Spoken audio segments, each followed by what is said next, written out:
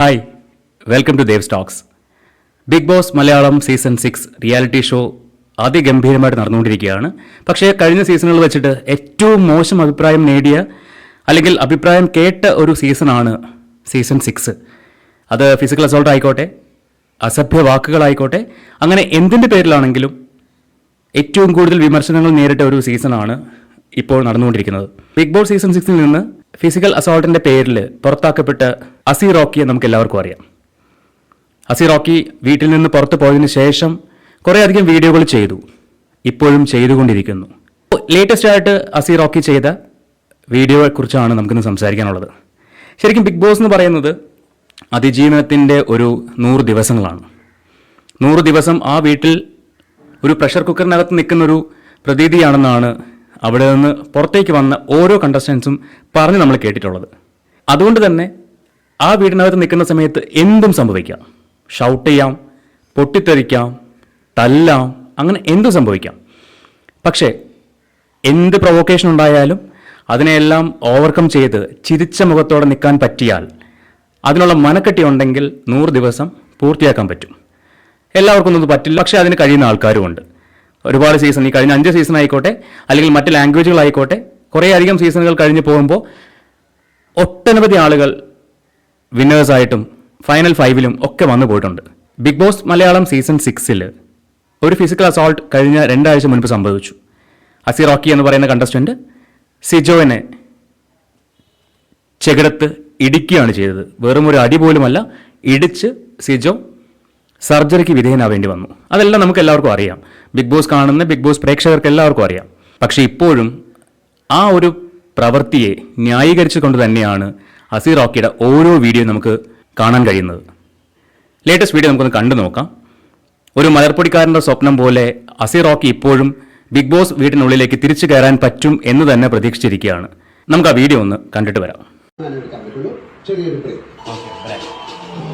Okay, അപ്പം ഞാൻ പറയുന്നത് വെച്ച് കഴിഞ്ഞാൽ ഈ ലോകത്ത് വെച്ച് കഴിഞ്ഞാൽ എല്ലാ തെറ്റിനും നമുക്ക് നമ്മൾ ചെയ്തിട്ടുള്ള എല്ലാ തെറ്റിനും ഒരു ശരിയുണ്ടല്ലേ, അല്ലേ? നമ്മൾ തെറ്റ് ഇപ്പം ജീവിതത്തിൽ ഒരു പ്രാവശ്യം മോഷ്ടിച്ച ഒരാൾ ജീവിതം മൊത്തവും അവൻ മോഷണക്കാരൻ, അല്ലെങ്കിൽ ജീവിതത്തിൽ ഒരു പ്രാവശ്യം എന്തെങ്കിലും ഒരു കാര്യം ചെയ്താൽ അയാളെ ജീവിതകാലം പൂര അയാളായിട്ട് മാറ്റേണ്ട കാര്യമില്ല, അല്ലേ? എല്ലാ തെറ്റുകൾക്കും അതിൻ്റെതായിട്ടുള്ള ഒരു ന്യായമുണ്ട്, അല്ലേ? ഒരു പ്രാവശ്യം നമുക്ക് എല്ലാവർക്കും തിരുത്താനുള്ള അവസരം കൊടുക്കാം. അപ്പം ലാലേട്ടൻ ഗബ്രിക്കും ജിൻഡോയ്ക്കും ഒരു അവസരം കൊടുക്കുകയാണെങ്കിൽ റോക്കിക്കും ഒരു അവസരം കൊടുക്കണ്ടേ, അല്ലേ? ഒരു തെറ്റ് ലോകത്ത് ആർക്കും പറ്റും. അപ്പം നീതി നിഷേധം അത് ഒരാൾക്ക് മാത്രം ആയാലും ശരിയാവത്തില്ല, അതെല്ലാവർക്കും ഒരുപോലെയാണ്. അപ്പോൾ ഇതാണ് അസി റോക്കി പറയുന്നത്. അതായത് ഇന്നലത്തെ എപ്പിസോഡിൽ നമ്മൾ സംസാരിച്ചിട്ടുണ്ടായിരുന്നു, ജിൻഡോയ്ക്കും ഗബ്രിക്കും ആദ്യം സ്പോട്ട് എവിക്ഷൻ പ്രഖ്യാപിച്ചതിന് ശേഷം പുറത്തേക്ക് വരാൻ പറഞ്ഞിട്ട് അവരെ സീക്രട്ട് റൂമിലേക്ക് കൊണ്ടുപോയി കുറച്ച് നേരം ഇരുത്തിയിട്ട് അവരൊന്ന് പേടിപ്പിച്ചു. ലാലേട്ടൻ തിരിച്ച് ഹൗസിലേക്ക് വിളിച്ചു, തിരികെ കയറ്റുകയും ചെയ്തു. അതെന്തുകൊണ്ടാണെന്ന് ചോദിച്ചാൽ അവരുടെ നാവിൽ നിന്ന് വന്ന അസഭ്യ വാക്കുകളുടെ പേരിലാണ് അവരെ അത്രയും ഒരു ലെവലിലേക്ക് ഒരു വാർണിംഗ് കൊടുത്ത് തിരിച്ച് കയറ്റിയത്. പക്ഷേ ഇവിടെ അസി റോക്കി ചെയ്തത് ഫിസിക്കൽ അസോൾട്ടാണ്. ഒരാളുടെ മുഖം അടിച്ച് പൊട്ടിക്കുക എന്ന് പറയുന്നത് ചെറിയൊരു തെറ്റല്ല. ഇവിടെ റോക്കി ഇപ്പോൾ ന്യായീകരിക്കുകയാണ്. ശരിക്കും സീസൺ 6 തുടങ്ങിയ സമയത്ത് ജിൻഡോയ്ക്കാണ് മണ്ടൻ പട്ടം കൊടുത്തത്. ഏറ്റവും നല്ല മണ്ടൻ എന്ന് പറയുന്നത് ജിൻഡോയ്ക്കാണ് എല്ലാവരും ചാർത്തി കൊടുത്തത്. പക്ഷെ ഞാൻ ഇവിടെ മണ്ടൻ എന്ന് വിളിക്കുന്നത് അസി റോക്കിയെ തന്നെയാണ്. കാരണം അയാൾ പറയുന്നുണ്ട്, അയാൾ 6 വർഷത്തെ കാത്തിരിപ്പാണ് ബിഗ് ബോസ് ഹൗസിലേക്ക് അയാളുടെ എൻട്രി എന്ന് പറയുന്നത്. അത് അയാൾ പറയുന്നൊരു കാര്യമാണ്. 6 വർഷത്തെ അയാളുടെ പ്രയത്നമാണ്, കഠിന അധ്വാനമാണ്, അയാളുടെ ഒരു ലക്ഷ്യമാണ് ബിഗ് ബോസ് ഹൗസ്. അങ്ങനെയുള്ളൊരാൾ എന്ത് പ്രൊവോക്കേഷൻ ഉണ്ടായിക്കോട്ടെ, ശരിക്കും ബിഗ് ബോസ് കാണുന്ന എല്ലാവർക്കും അറിയാം ഇയാൾ ആ ഹൗസിനകത്ത് കാട്ടിക്കൂട്ടിയ പേക്കൂത്തുകൾ എന്തൊക്കെയാണെന്നുള്ളത്. സ്ത്രീകളെ റെസ്പെക്ട് ചെയ്യാൻ അറിയില്ല, സ്ത്രീകളോട് എങ്ങനെ സംസാരിക്കണമെന്ന് അറിയില്ല, സ്ത്രീകളെ വല്ല ഇയാൾ തല്ലിലായിരിക്കും. പക്ഷേ അവിടെ ഇയാളൊരു ഫിസിക്കൽ അസോൾട്ട് ചെയ്തിട്ടാണ് പുറത്ത് പോകുന്നത്. ഞാനാണ് എല്ലാത്തിലും വലുത്, എൻ്റെ അണ്ടറിലാണ് ലാലേട്ടൻ പോലും എന്നൊരു മനോഭാവത്തിലാണ് അസി റോക്കി അവിടെ നിന്നത്. ബിഗ് ബോസ് കൺഫെഷൻ റൂമിൽ വിളിക്കുമ്പോൾ അവിടെ പോയി ഇരിക്കുന്ന ആ ഒരു സ്റ്റൈലൊക്കെ കാണണം. ബിഗ് ബോസ് പറ എന്നൊരു ആറ്റിറ്റ്യൂഡ്. ലാലേട്ടൻ വരുന്ന എപ്പിസോഡിൽ ലാലേട്ടൻ സംസാരിക്കാൻ വേണ്ടി റോക്കിയെ വിളിക്കുമ്പോൾ റോക്കി എഴുന്നേറ്റ് നിൽക്കുന്ന ഒരു സ്റ്റൈലുണ്ട്. ലാലേട്ടൻ അയാളുടെ അണ്ടറിലാണെന്നായിരിക്കും അയാളുടെ വിചാരം. അങ്ങനെയാണ് അയാൾ നിൽക്കുന്നത്. ഇനി ഇയാൾ ഈ ഫിസിക്കൽ അസോൾട്ട് ചെയ്തതിന് ശേഷം സിജോ നിനക്കും പുറത്തുള്ള പ്രേക്ഷകർക്കും ഞാൻ ചെയ്തത് തെറ്റാണെന്ന് തോന്നുകയാണെങ്കിൽ ഞാൻ മാപ്പ് പറയുന്നു, ഞാൻ സോറി പറയുന്നു. അയാൾക്ക് തോന്നുന്നില്ല. ഒരാളുടെ മുഖം അടിച്ച് പൊട്ടിച്ചിട്ട് എന്ത് പ്രൊവോക്കേഷനും ആയിക്കോട്ടെ, അത് സിജോയുടെ ഗെയിം ആയിരിക്കാം, ഗെയിം സ്ട്രാറ്റജി ആയിരിക്കാം, വാട്ട് എവർ.